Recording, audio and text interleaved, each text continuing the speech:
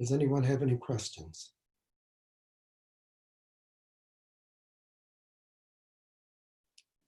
So, I have a question, Stan. Yes. There's the saying, not for me in Zen. Does that mean it's for you? It means it's for all beings. So if you think of all beings as you, that is, you're addressing all beings, you're in the presence of all beings, you're looking directly at all beings, then you understand, not for me. So we call that me, small I, the pronoun, not the vision organ. There is also a big I. So Zen Master Sung San used to use that term, big I. Big I is universal. It's your connection, your deep connection, your fundamental connection with all beings, not simply the beings that you're immediately aware of in everyday life, but in a cosmic sense. So that big mind is fundamental to our practice. It's the vision of the Mahayana, which Zen Master Hae, Judy, talked about yesterday in her class, giving everyone very expansive vision that Mahayana Buddhism presents to us. So it's far, far beyond small I. So thank you for your question.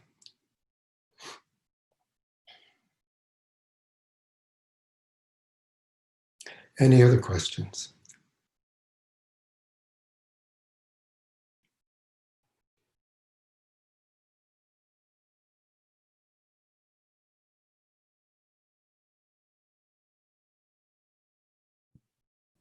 Stan, yesterday in the class, Zen Master Hae Judy talked about, her suggestions for reading the sutras.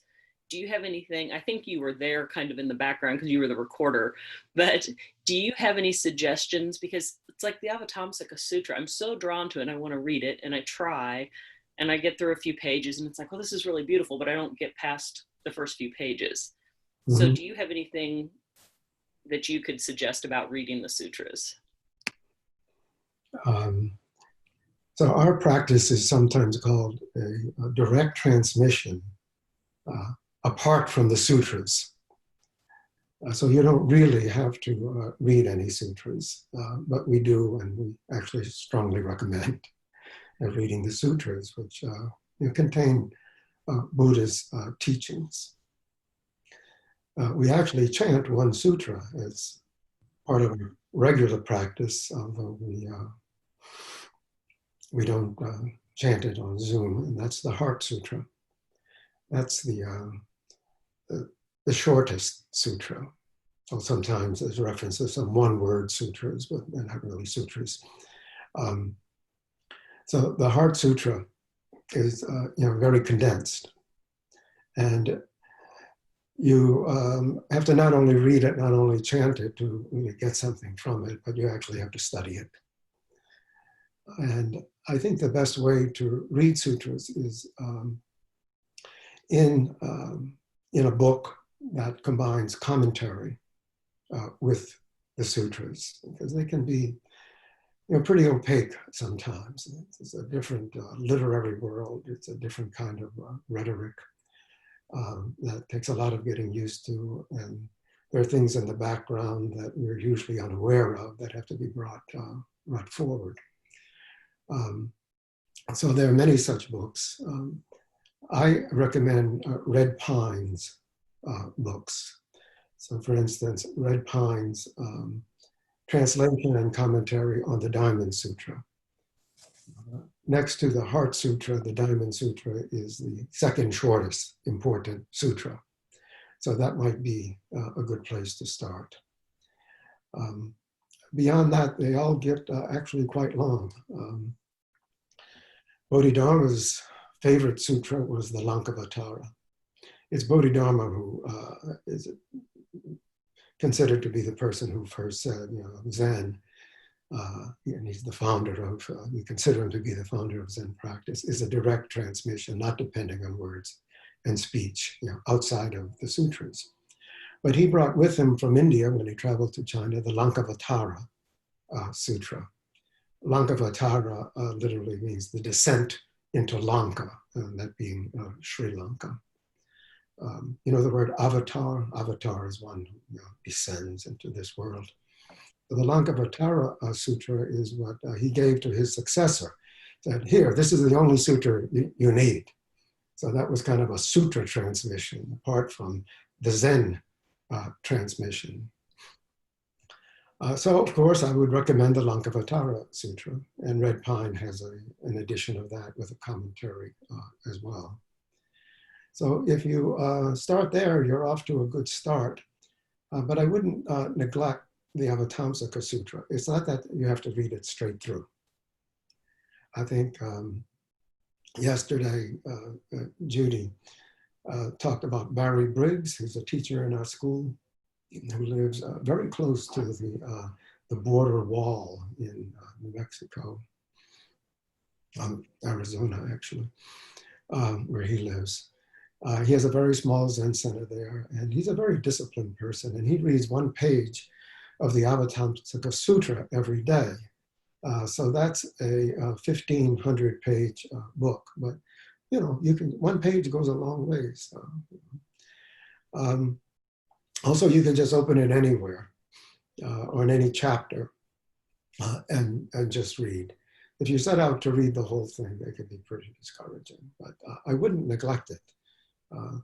Sometimes, you can open up a sutra at random, just open it up and point to a passage, see what it says, and that can hit your mind. So there are many ways to approach the sutras. Of course, we have classes on the sutras. I don't know what our next class on the sutra is, but I'm sure we have one coming up. So thank you for your sutra question. Are there any other questions? Hello. Go ahead. Okay. To what extent do you consider your teachings part of the Buddhist mythology, as like in Greek or Roman? I mean, do I consider our tradition to be mythological? Yeah, in the sense of myth and ritual, for instance. Yeah. I don't find Buddhism to be very similar at all to Greek or Roman mythology. In some sense, Greek mythology, encodes a culture, and in that sense, all of the stories in Buddhism, encode a culture. But that's true, of any ideology, any culture. And there are, some classical texts which actually approach Zen. I'm thinking especially of the pre-Socratic poet philosophers, Parmenides and Empedocles. And we only have fragments of those didactic epic poems that they wrote. But a lot of the good parts, were preserved, and we still have them. And I've published translations of them, and I have a little preface, indicating the connection that I see of similarity, anyway, between the teachings of Parmenides and Empedocles and Buddhist and Zen teachers. And nowadays, it's in vogue to study Epicurean and Stoic philosophy as being parallel to Buddhism. And, there are groups that take this very seriously. I think it's a stretch. I really do. Either Stoicism or Epicureanism, the connection with Buddhism. But there's a lot of enthusiasm about it, and you can find that easily, online. And join a group if you want. I don't think there's any harm done, but I don't see any deep correspondences between those late Greek philosophical schools. I think the early pre-Socratic philosophers that I mentioned, Parmenides and Empedocles, come much closer to Buddhist teaching. So those are the connections that I see, except for maybe some very general connections, which maybe I've mentioned, that these stories, that are in the sutras are in some sense myths. That is, a myth in the sense of something that perhaps never really did happen. It's not historical, but which, as I said before, encode a deep meaning that's important to us as human beings. I'm sorry I can't say more about that, but thank you for your. Thank you. I think there was another question in progress. I actually, Yes. sorry, please go. No, go ahead. Go ahead. Well, my question, I think, expands on this possibly a little bit. This week I learned about something called Jataka's Tales. Yeah. Could you talk about the significance of that? From what I studied, they seem very popular across the world, and are this idea of kind of myths as well. Yeah, they're almost like children's stories, fables almost. I haven't read any for a long time, actually. Have you read some recently?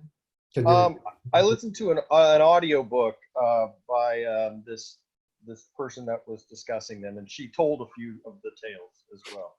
Yeah, how did you find them? They reminded me of kind of Bible stories, but maybe better written. I thought they were kind of interesting as narratives. Yeah. So did you read the one where Buddha, gave up his body, to be? I heard about that. Yes. So they're sort of little moral fables, I guess you can say. I don't know much really about them. I wish I could say more about them. Sometimes they're used in children's classes in Buddhism, and they appeal, some of them anyway, in my memory, to young children. So I think maybe if we start kids' classes again at the Zen Center, as we intend to at some point, and I think there's even been some discussion about doing it online, not sure. I'm sure those stories will come into play. Excellent. Thank you. Thank you. We have time maybe for one more question. All right. So I would like to know whether, so in Bodhidharma, he says that a special transmission is made outside of the sutras. Mm-hmm. But even that special transmission, is that also an expedient mean? Yeah, everything's an expedient means in Buddhism. Our minds can't conceive. They're incapable of directly or rationally understanding the deep truths that are behind the teaching. In our school of Zen, we call that don't know. So don't know is a mind that is wide open and is not dependent on words and speech. So it's important to get in touch with that large mind that is not anchored in language or in rational thought. So when we have these teachings, or anything that I'm saying now, that's all expedient means. Expedient like the word expedite means efficient in some way, but not really getting to the bottom of things. So we need those. We need expedient means. Zen meditation is, not simply about attaining, deep samadhi and becoming one, with the universe. It's also how we act in this world. So even if you have a very, deep, inexpressible experience, yeah, maybe that's wonderful. But are you kind? Are you compassionate? Are you patient? Do you have good energy? All of these things are ultimately more important than any experience that we have. So any kind of teaching is expedient means. If you want direct experience, you have to do that, completely on your own. Not in the sense that you don't have a support group, but it's your own efforts that are paramount here. So we support each other in our practice, as we're doing now, as we've done at the Kansas Zen Center for the last 40 years. But ultimately, it's all up to you. And that includes you in your small self, but ultimately you in your big self. So find your true self. Use expedient means, because that's usually the best way to function with other people. But your Dharma light can shine through, no matter what you're doing. So please cultivate that. I think we're out of time now. We are, so thank you. Thank you all for your questions. And I think maybe now it's time for announcements.